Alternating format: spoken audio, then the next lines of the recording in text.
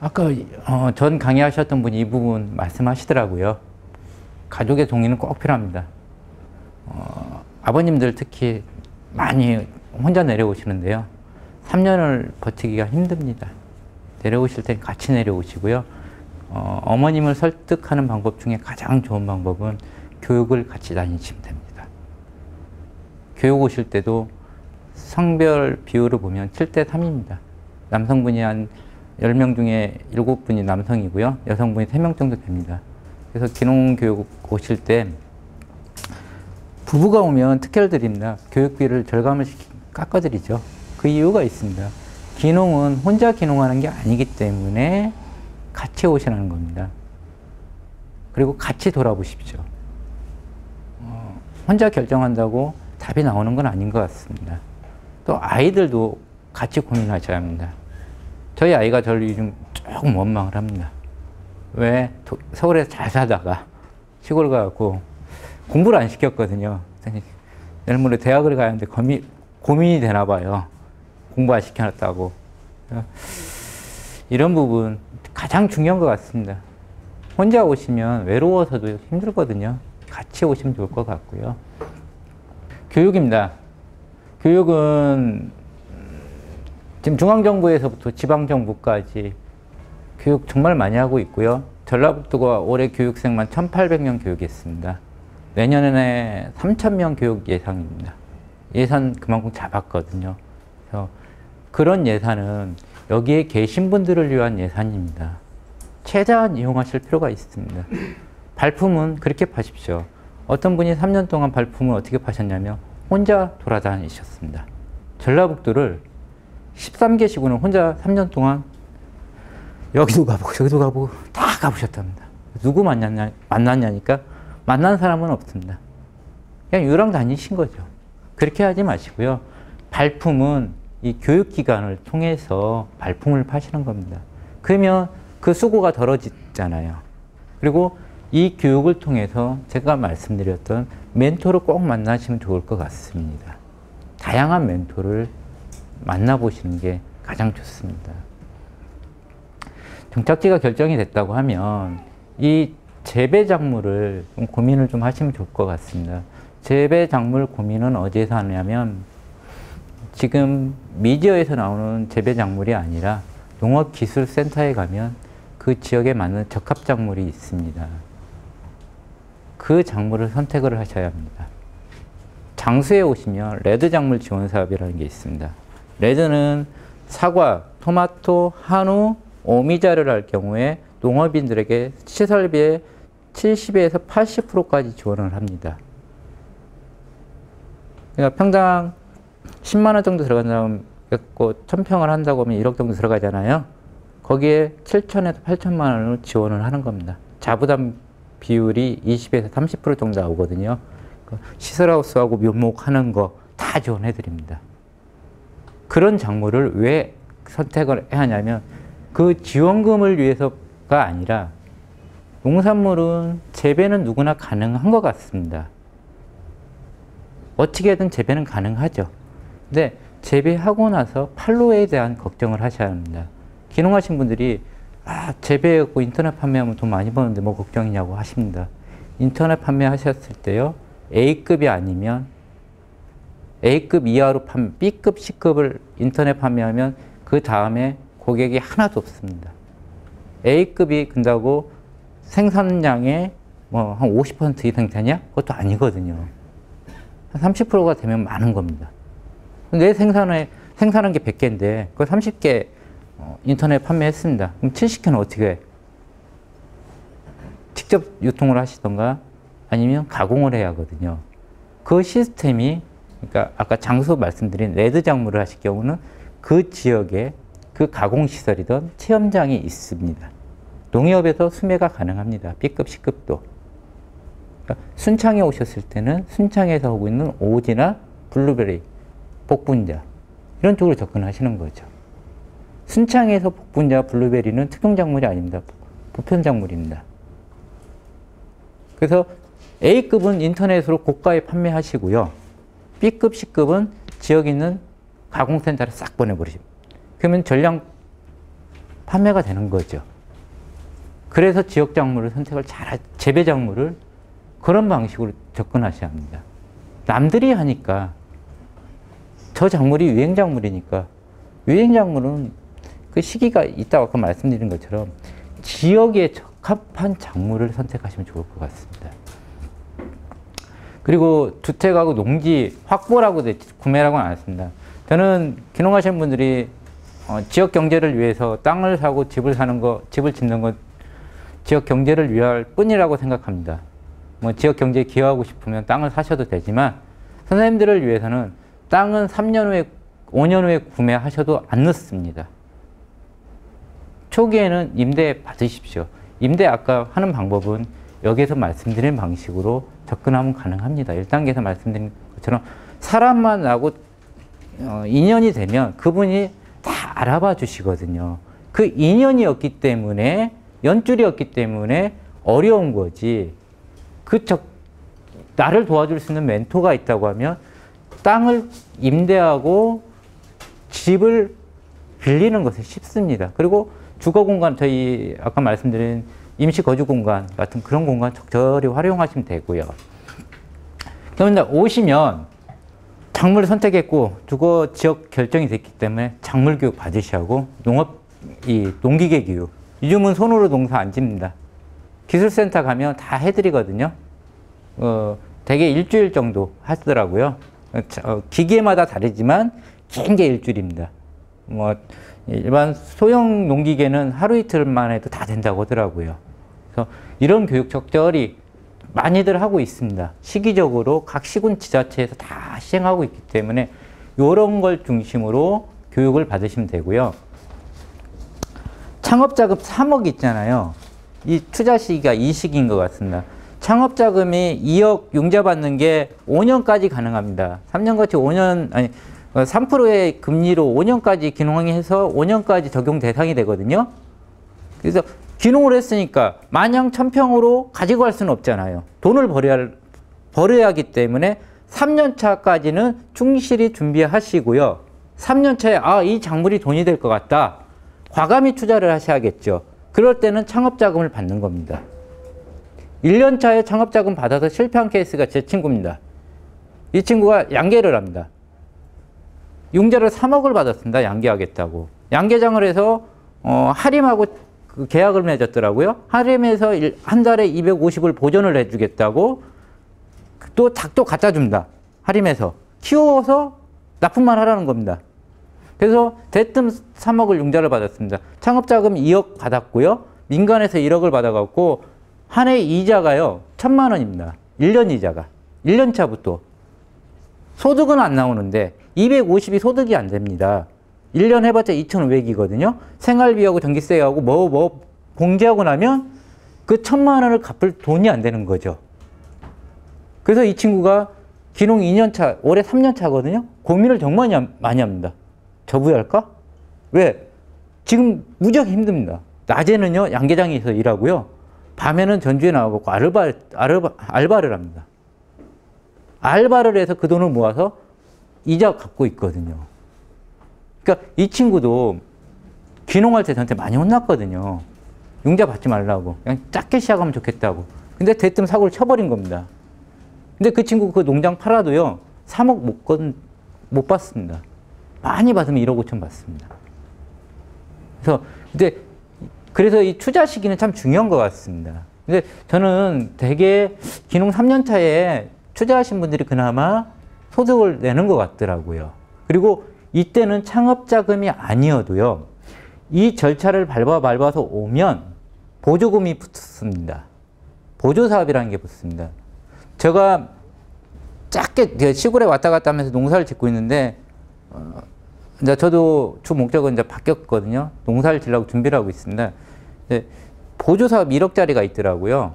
매칭 사업이 아니고 그냥 지원하는 사업이 있더라고요. 농사를 지어서 가공 공장을 하고 싶다고 하면 지원하는 사업들이 있더라고요. 그걸 받는 방법을 누가 알려주시더라고요. 근데 그걸 누구나 주는 게 아니라 이런 절차 밟아서 열심히 하고 계신 분들한테 지원이 됩니다. 근데 그건 현지 주민들한테는 잘 안 가더라고요. 이유는 운영을 못 합니다. 그래서 기농인들이 유리한 거죠.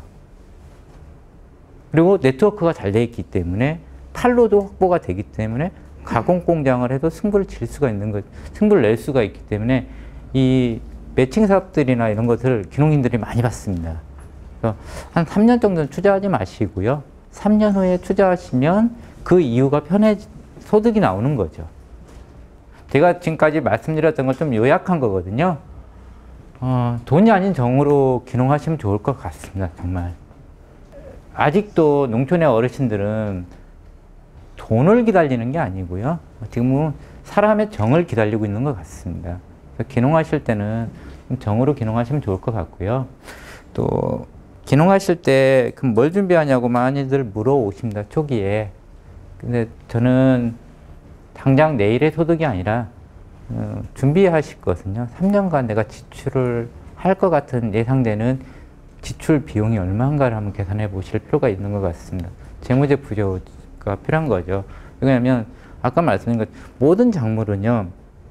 여기 계신 분들이 농사를 많이 지어보신 분이라면 모르겠습니다. 안 지어보신 분이 첫 해, 주택 3년 차에 이전까지 소득이 나오긴 참 어렵습니다. 아무리 큰 평수를 가지고 있다고 해도요. 그것은 어떻게 보면 학습의 기간이거든요. 그렇다고 하면 이 3년 동안 투여되는 내 생활비가 얼마 정도 되는지를 계산해 보셔야 합니다. 그리고 그걸 가지고 오셔야 합니다. 아니면 지역에서 일을 하셔야 합니다. 하셔서 그만큼의 수익이 나와야 하는 거죠. 대개 농촌에서 한 달 생활비가 한 150만 원 정도 들어가는 것 같습니다. 특히 기농하신 분들 차가 있고요. 휴대폰 있고 하니까 그냥 일반 농업인들은 100만 원 이내에서 생활비가 나오는 것 같은데 기농인들은 많이 돌아다니세요. 그러다 보니까 150만 원 정도 소요가 되니까 1년이면 그 돈도 만만치 않습니다. 그래서 기농하실 때는 이 3년간 지출 계획을 좀 잡고 오시면 좋을 것 같고요. 이건 좀 비슷합니다. 아까 제가 말씀드린 기농하기 전에 마을 사람이 되면 좋겠다는 취지에서 말씀드렸고요. 아까 말씀드리지 않은 거 투잡에 대해서 말씀드리겠습니다. 그 전에 오시기 전에 상담하기 전에 그러니까 이런 교육이든 박람회를 가서 상담을 하시던가 아니면 지역에 오셔서 상담하실 때요. 이 둘 중에 하나는 결정하시면 좋을 것 같습니다. 내가 어느 지역으로 갈 거냐. 내가 아니면 나는 요 작물을 하고 싶다. 그러면 접근하는 방식이 달라집니다. 여기 계신 어머님이 나는 사과하고 싶다. 저한테 왔습니다. 그러면 저는 과감히 무주나 장수로 가십시오. 그리고 사과를 재배하는 방식은 그쪽에서 많이 재배가 되고 있고 그쪽에서 멘토하실 분은 이분이 있습니다. 필요하면 소개를 해드리겠습니다. 또 영농교육은 기술센터 어딜 가면 교육을 받으실 수가 있습니다까지 말씀을 드릴 수가 있습니다. 근데 뜬구름 잡은 것처럼 뭐 또 해보고 싶다, 뭐 또 해보고 싶다. 그러면 저희가 상담이 안 됩니다. 그때부터.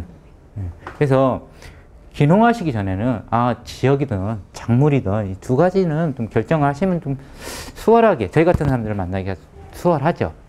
하나는 이 투잡입니다. 아까 이거와 연장선에서 되는 건데요. 내가 투잡을 하면 안 되겠죠. 혼자 투잡을 하면. 농사 지으는 사람이 투잡하기는 어렵습니다. 부부가 투잡을 하는 겁니다. 남편분이 영농교육을 학습하는 기간이 3년 정도 되기 때문에 소득으로 연결되는 기간이 3년 정도 됩니다. 이 기간은 남편분은 영농에 투자하시는 겁니다. 그리고 부인께서는 지역에서 일을 하시는 거죠. 150만 원짜리는 일자리 많습니다. 눈높이만 낮추시면요. 150만 원 이하의 일자리들 정말 많이 있습니다. 근데 그 질이 나쁘냐? 그렇지도 않습니다. 여기서 하시는 거에 연장선으로 오실 수도 있습니다. 제가 처음에 갔을 때 저는 가공 공장에서 일을 했습니다. 활동가로 갔지만 지역을 모르기 때문에 미숫가루 만드는 회사에서요. 미숫가루 만들었습니다. 그거 한 6개월 하다 보니까 영업 다니라고 하더라고요. 영업 다녔고 그러면서 유통을 배웠습니다. 농업의 유통을. 그리고 갔던 곳이 농촌유학이라는 곳이 있습니다. 거기는 아이를 케어하는 기관입니다. 도시의 아이들이 농촌에 와서 살 수 있게 기관을 만들어서 저희 같은 선생님들이 가서 보모 역할을 하는 거죠. 저희 와이프는 그때 사회복지사로 일을 했습니다. 사회복지사는 노인복지, 농촌에서 복지 분야에서 노인복지하고 아동복지가 열악합니다. 활동가들이 없습니다. 그래서 여러분이 기농하기 전에 사회복지사 자격증 상급 2급은요. 평생교육원 1년 다니시면 자격증 나옵니다. 그런 거 가지고 오시면 바로 취직이 가능한 거죠. 채우는 많기 때문에. 그러니까 저희 와이프도 그때 사회복지사로 일을 했습니다. 그리고 제가 다시 여기까지 온 겁니다. 저희 와이프 지금은 다 교육 관련된 기관에서 일하고 있거든요. 근데 저희가 월급을 많이 받냐? 고만고만합니다. 근데 그 고만고만함이 농촌에서 살아갈 만합니다. 저희 네 식구인데 네 식구가 먹고 사는데 아무 지장이 없거든요. 그래서 여러분이 저처럼 하시라는 건 아니고요. 남편분이 기농을 전제로 오시면 남편분은 영농을 준비하시고요. 3년 동안 부인께서 일정 부분의 소득을 만드셔야 합니다. 그래서 이 투잡을 할 수 있는 일자리는 전국적으로 많이 있기 때문에 한번 곰곰이 생각하실 필요가 있습니다. 그리고 오시기 전에 아까 제가 평생교육원 말씀드렸잖아요. 당장 오셔서 하실 수 있는 게요. 사회복지사가 있고요. 그리고 관광해설사. 나이가 좀 지긋하신 분들은 관광해설사가 좋습니다. 이것도 각 시군에 문화원이 있습니다. 문화원에서 교육 다 시켜드립니다. 그래서 거기서 일정 부분 교육을 마치시면 해설사로 활동하실 수가 있습니다. 그리고 서울시청이나 민간조직에서 요즘 협동조합이나 지역공동체에 관련된 강좌들이 많이 있습니다. 그런 강좌를 적절히 이렇게 듣는 것처럼 거기에서 들으시면 그걸 가지고 지역에서 일을 할 수 있는 게 많이 있습니다. 또 그것도 저것도 아니다. 그러면 지금 하고 있는 걸 가지고 오십시오. 어떤 분들이 전혀 생파 모르는 네 분이 완주로 기농을 하셨습니다. 기촌을 하셨습니다. 이분들이 서울 경기에서 디자인을 하셨던 분들이거든요. 근데 완주군에서 기농자들 현황을 파악하다 보니까 디자인했던 분들이 네 분이 계신 거예요. 적절히 보니까 기농하긴 했는데 큰 농사는 안 짓고 계시고 그래서 인터뷰를 했답니다. 그랬더니 아직까지 돈이 없어서 농사는 큰 농사 못 짓고 작은 농사 짓고 있다 하니까 공무원이 제안을 한 겁니다. 완주 공무원들이 좀 다른데요. 당신들한테 사업장을 하나 내주겠다. 그 사업장은 뭐냐? 마을의 브랜드를 만들어주고 마을의 포장재를 만들어줘라. 요즘 마을 사업들을 많이 해서요. 마을에 생산되는 농산물이 많습니다. 그 농산물들을 보면 포장재 이뻐졌거든요. 그걸 외부에 민간에 주는 것보다는 지역에서 활동할 수 있는 그런 사람들한테 맡기면 돈이 바깥으로 유출이 안 되잖아요. 그래서 시설과 필요한 기자재는 완주군청에서 해주고요. 이 사람들을 거기서 일을 하게 했습니다. 그리고 마을에서 의뢰하는 게 아닙니다. 의뢰만 하고 돈은 안 줍니다. 그 돈은 완주군이 보조를 해주는 거죠. 그러면 이 사람들은 마을 디자인을 해서 돈을 버는 거죠. 마을이 요즘 디자인들이 정말 많이 필요로 하고 있거든요. 그러니까 그분들은 직업으로 옮겨온 거예요. 직업을 가지고 지역으로 오신 거죠. 어떤 분은 이 출판업을 하십니다. 출판업을 여기 서울에서 하셨거든요. 그걸 그대로 가지고 오셨습니다. 저희 같은 기관에서도 1년에 이걸요, 저희 기관에서만 해도 몇 천만 원치 찍어냅니다. 그걸 되도록이면 공동체 사업을 한 분들이 있다고 하면 전 맡깁니다. 일반 기업체 안 주거든요. 일반 인쇄소 안 줍니다. 이것도 지역 공동체에 일하고 있는 친구들한테 의뢰했습니다. 제가 다 못 돌아다니니까 너희가 돌아다니고 가져와라. 돈을 주겠다. 그러니까 이런 걸 지역에서 하실 수 있는 거죠. 그러니까 처음에 오셨을 때는 내가 접근하기 쉬운 것부터 접근하시는 것도 하나의 방법입니다. 기촌의 모델은 또 그렇게 갈 수 있고 그게 기농의 연장선으로 가실 수가 있습니다. 제가 5년, 6년 됐다고 말씀드렸잖아요. 제가 45살에 농사를 준비하려고 하고 있습니다. 제 땅은 지금 보유하고 있는 게 한 2만 평 정도 됩니다. 내년에는 1000평에다가 시범으로 할 겁니다. 2만 평 제가 못하기 때문에 1000평을 주말 농장 형식으로 이렇게 왔다 갔다 저도 일을 해야 하기 때문에 1000평을 먼저 한번 해보려고요. 5년 정도. 그 기술이 되면 다 정리하고 그 2만 평 가지고 농사를 짓는 거죠. 그 사이에 저는 소득이 없잖아요. 그 천평으로 소득 못 내거든요. 그래서 이 일을 하면서 그렇게 가려고 하고 있습니다. 그래서 여러분도 그런 방식. 일을 하면서 준비를 좀 만들어가는 거죠. 돈이 많다고 하면 제가 드리는 말씀 소용없습니다. 그냥 오십시오. 기농 사례 몇 분 설명드리겠습니다. 아까 제가 말씀드렸던 분입니다. 참 제가 이분을 1년에 한두 번씩 꼭 찾아뵙습니다. 그 장수로 기농하셨다는 분이 이분이거든요. 현대그룹의 이사로 퇴직하셨습니다. 서울에서 사업하다가요. 퇴직하고 창업하시고 실패하시고 기농을 하셨는데 이제 성공을 하셨습니다. 철저합니다. FM이라고 합니다. 저희가. 기농의 FM.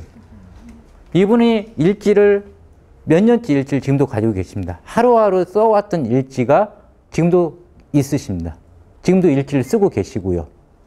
이분은 기농하기 전에 당신이 가야 할 지역과 작물을 결정을 하셨고요. 그에 대한 준비를 교육을 받으셨습니다. 그리고 오셔서는 멘토링 제도를 적절히 이용하셨고요. 그리고 자기 농장이 생긴 이후에도 멘토 농장과 계속 교류를 하면서 그분으로부터 기술을 전수를 받으셨죠. 그래서 그 첫 해 수확됐던 그 사과가 다 롯데백화점 본점으로 납품되는 정말 대단한 분입니다. 네, 선생님 하면서 많이 쫓아가는데요. 지금도 연구 많이 하고 계세요. 이거저거. 이분이 뵙고 싶다, 한번 만나보고 싶다, 저한테 연락을 주십시오. 그리고 이분은 인천에서 기농하셨습니다. 그 자매분이신데요. 나이가 좀 있으세요. 두 자매부분이 오셔서 지역에서 기농한 지 한 8년 되신 것 같습니다. 제가 그분들의 사진을 보여드리기보다 이게 다 수료증입니다. 교육. 이분들은 교사를 하셨던 분들이에요. 농업하고는 전혀 무관한 분이었죠. 근데 지역에 살고 싶은데 농사는 짓고 싶고 그래서 방법이 뭐가 있을까 싶어서 기농하는 첫 해부터 농업기술센터, 기술원, 농식품인력개발원 당신이 받을 수 있는 교육은 다 받으셨습니다. 그래서 지금 장료를 하시는데요. 물건이 없어서 못 팔 정도로 잘 만들고 계세요. 그리고 이분들이 접근해왔던 방식이 여러분들한테 꼭 설명을 드리고 싶더라고요. 두 가지. 교육을 이렇게 좀 받으실 필요가 있고요. 이분들은 마을 분들과 어떻게 융합이 됐냐면 마을 분들한테 그랬답니다. 저희 장려하고 싶습니다.